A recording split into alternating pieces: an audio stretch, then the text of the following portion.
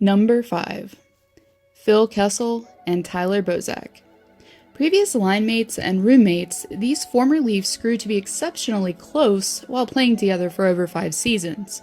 The two, while they were roomies, would rarely spend time apart, while going to the movies, dinner, playing pool, and also indulging in a healthy dose of video games. The bromance was so high-key that the two were known around the locker room as Bert and Ernie. "We're good buddies," Kessel said.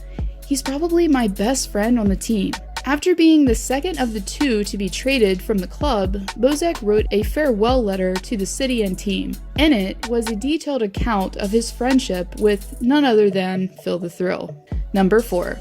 Carey Price and PK Subin. While playing for several years together, the two quickly became inseparable. Besides playing on the same team previously, the two also suited up for Team Canada, while winning gold in the 2014 Winter Olympics. And the duo could be seen continuously messing around with each other, and also express their affection for one another by adopting their own handshake, in which they displayed on and off the ice. But despite the fact that the two now play in different conferences for different teams, the pair still manages to keep in touch. During an interview with Sportsnet in the summer of last year, Price makes it clear that the bromance has survived the distance. "We still talk all the time.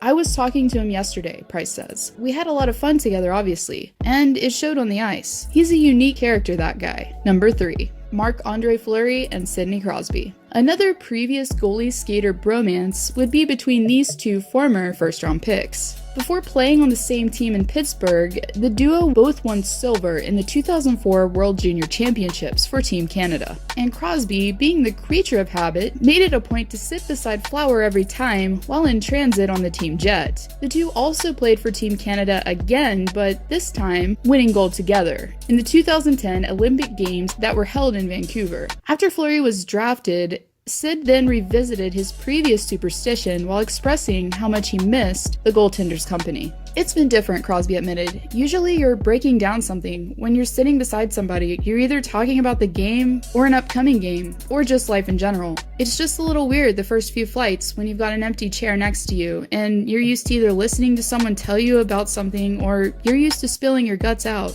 One of the two." Sid even alluded to making it a choice to leave the seat empty, one that once was occupied by his good friend. But after switching teams though, the Flower has still made it a point to converse with his previous captain and friend, or even get another prank in.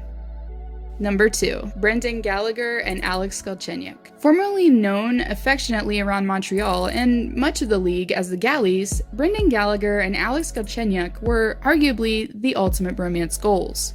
A few highlights of the relationship would be the two starring in a series of McDonald's commercials together, sharing laughs in a mini-series on the Habs channel titled Bromance, and of course, assisting on each other's goals. Even after his former line mate was traded, Gallagher admitted that it was still fun competing against him in Montreal, while Galchenyuk didn't completely deny the fact that he might be getting a few chirps in. Number 1. Patrick Kane and Artemi Panarin. These two had an undeniable bromance on ice and off of it, despite the fact that there was an obvious language barrier between them, as Panarin joined the NHL knowing very little English. But the two forwards wouldn't let this put a damper on their friendship, as Kane tried to compensate by speaking to his line mate with a Russian accent. Kane even playfully expressed his affection for the winger as he pretended to kiss him after Panarin gave him a pass for an easy empty netter. Prior to Panarin being traded to Columbus, Kane appeared saddened by the news, and according to CSN Chicago,